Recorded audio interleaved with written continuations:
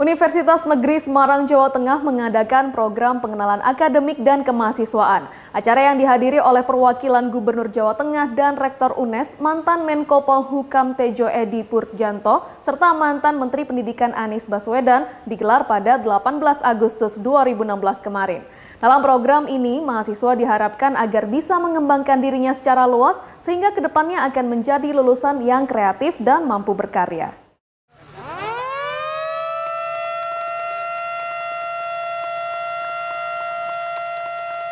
Acara yang dibuka oleh perwakilan gubernur ini juga dihadiri oleh Rektor UNES dan mantan Menko Polhukam Tejo Edy Purjanto serta mantan Menteri Pendidikan Anies Baswedan. Acara yang digelar di lapangan Fakultas Olahraga ini selain memberikan orientasi pengenalan akademik mahasiswa baru, Anies Baswedan juga memberikan kuliah terbuka. Mantan Menteri Pendidikan Kabinet Jokowi Jilid 1 ini menekankan mahasiswa tidak seharusnya pasif dan mengandalkan ilmu dari bangku kuliah saja, melainkan mahasiswa dituntut untuk mengembangkan dirinya secara luas sehingga kedepannya akan menjadi lulusan yang kreatif dan mampu berkarya. Kalau sudah senior, boleh pakai alat itu masalah. Pesan utamanya adalah selama kuliah jangan hanya belajar di dalam ruang kelas, tapi belajar juga di seluruh wahana kampus. Di sini ada banyak kegiatan. Kembangkan kepemimpinan, kembangkan entrepreneurial, kembangkan kemampuan berkarya, sehingga mahasiswa baru itu benar-benar maha atas kesiswaannya. Karena ini yang membedakan selama SMA dan di bawahnya atau kuliah. Masa kuliah itu masa belajar mandiri. Jadi kenapa ada orientasi mahasiswa baru? Karena dia akan masuk ke dalam suasana belajar mandiri. Jadi kembangkan secara lengkap, dan sesudah ini maka mereka akan punya pilihan banyak untuk berkarya. Lain dengan lulusan jenjang pendidikan dasar menengah, masih pilihannya seperti saya katakan tadi, seperti pilihan berganda. Bisa SMA 1, 2, 3, 4, 5.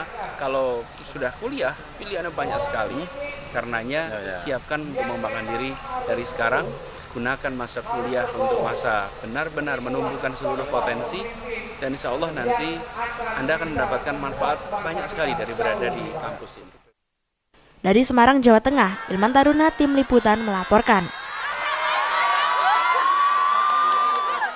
Pemirsa, sebanyak 8 anggota Badan Penyelesaian Sengketa Konsumen atau BPSK resmi dilantik untuk menyelesaikan keluhan dan melindungi konsumen yang berada di bawah naungan dan koordinasi Dinas Perindustrian dan Perdagangan Kota Malang, Jawa Timur.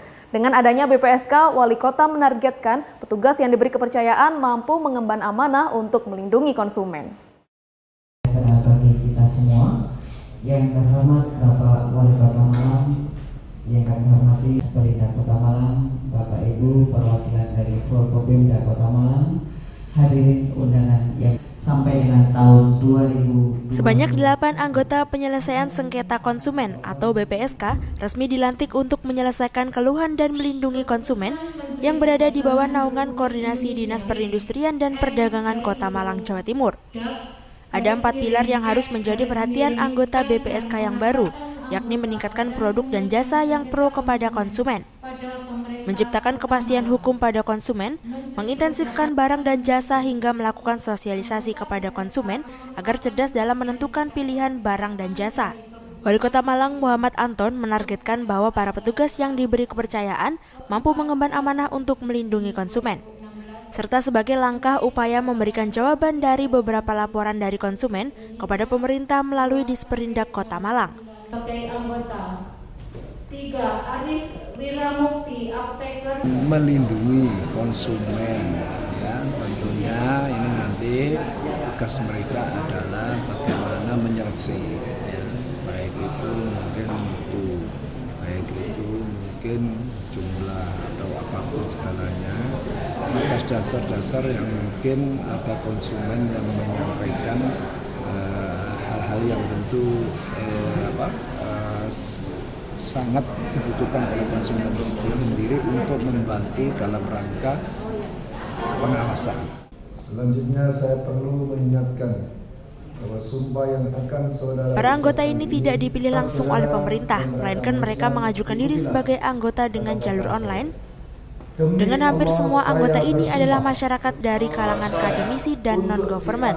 Kepala Disperindak Kota Malang, Triwardiani mengatakan, bahwa sangat perlu perlindungan kepada konsumen karena di Kota Malang hampir setiap bulan ada pengaduan yang menyangkut kerugian konsumen. Konsumen model gimana Bu? Itu kan BPSK itu kan Badan Perlindungan Konsumen. Jadi dia tuh mengadakan, tadi sudah dijelaskan sama Abang, mengadakan pengawasan di dalam sengketa konsumen, misalnya antar konsumen, baik tentang itu di aspek segala macam aspek, untuk tujuannya adalah untuk melindungi konsumen.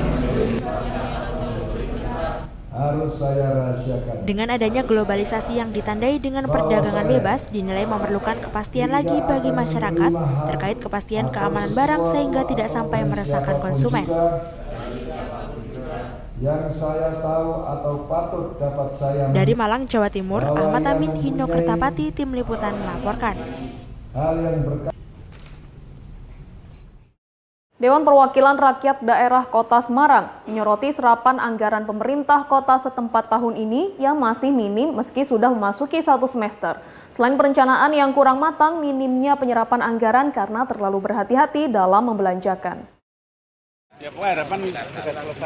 Pernyataan ini diungkapkan Ketua DPRD Kota Semarang, Supriyadi, usai memimpin rapat paripurna istimewa DPRD Kota Semarang untuk mendengarkan pidato kenegaraan Presiden Republik Indonesia dalam menyambut HUT RI ke-71. Disampaikan Supri, meski saat ini sudah memasuki 1 semester, serapan anggaran APBD Kota Semarang 2016 tercatat masih belum mencapai 30%. Minimnya serapan anggaran menurutnya terjadi di berbagai satuan kerja perangkat daerah dengan besaran yang bervariasi, yakni dari 5 hingga 50%. Hal ini terjadi dimungkinkan akibat perencanaan dari SKPD yang kurang matang, pimpinan SKPD yang kurang inovatif, atau karena terlalu berhati-hati menggunakan anggaran. Sementara itu, Wali Kota Semarang Hendrar Priyadi mengakui keterserapan APBD Kota Semarang 2016 masih minim meski sudah memasuki bulan ke-8. Hendi menyebutkan 2 SKPD yang kurang maksimal penyerapan anggarannya, yakni Dinas Pendidikan dan Dinas Bina Marga Kota Semarang. Sampai dengan tadi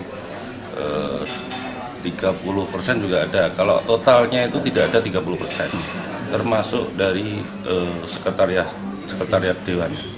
Itu juga masih minim, tidak ada 50%. Kalau total keseluruhan itu tidak ada 30%, 29, sekian.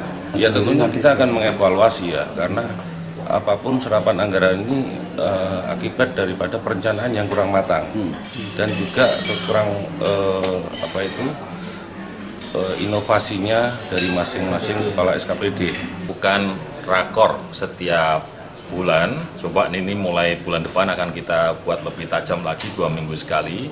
Kalau dilihat dari kita sudah memasuki bulan ke-8, memang serapannya belum maksimal, tapi kalau kita bandingkan dengan tahun yang lalu, serapan kita sudah jauh lebih tinggi. Nah, kita akan terus kejar ini lewat beberapa rakor-rakor untuk pantauan terhadap teman-teman di dinas yang masih belum mampu menyerap secara optimal.